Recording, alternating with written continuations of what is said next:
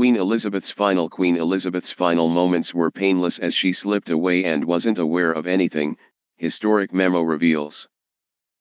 Queen Elizabeth's final moments were painless as she slipped away and wasn't aware of anything, an historic memo has revealed.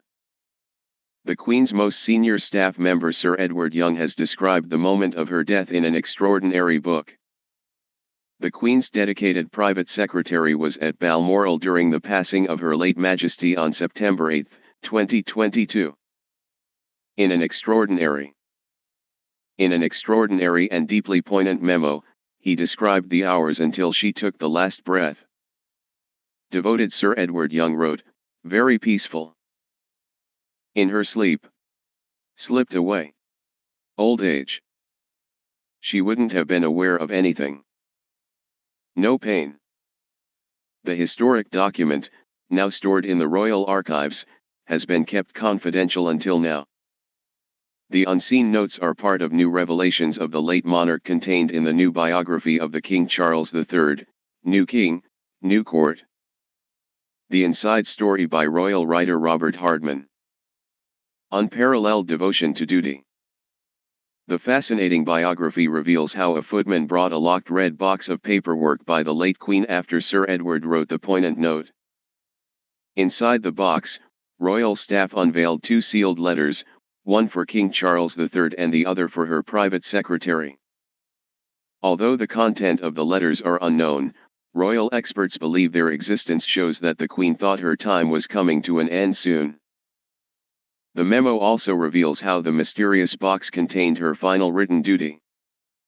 It included the choice of candidates for the Order of Merit for exceptionally meritorious service across the Commonwealth. Hardman wrote, even on her deathbed, there had been work to do. And she had done it. The last hour. The historic memo claims the Queen's death was so sudden that King Charles had to rush to Balmoral by helicopter. Upon his arrival, staff didn't even have time to get his car ready to greet him, Hardman wrote. The Queen was accompanied by Charles and Camilla during her last hour privately before she died.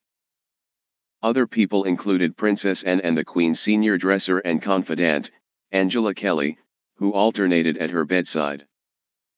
Rev. Kenneth Mackenzie, a long-serving minister at nearby Carthy Kirk, read to her from the Bible. The book also described the moment King Charles realized his beloved mother had died. Charles called Harry and William personally, urging them to dash to Scotland to say their last goodbyes. On the day she died, Charles believed the Queen still had days to live despite her deteriorating health state.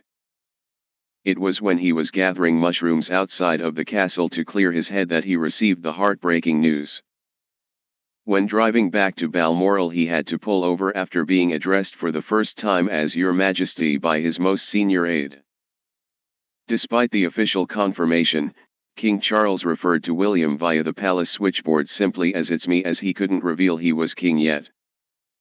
Meanwhile, Harry wasn't told by his dad about his grandmother's death as he was already in a flight on his way to Balmoral.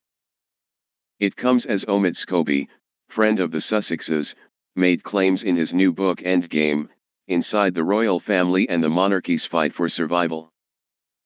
Scobie claims Harry sent text messages to William asking how he planned on traveling to Scotland and if they could go together. But he allegedly received no response despite there being seats on the private plane used to travel to Scotland. The author claims William clearly didn't want to see his brother and Harry was left having to find his own way to Balmoral.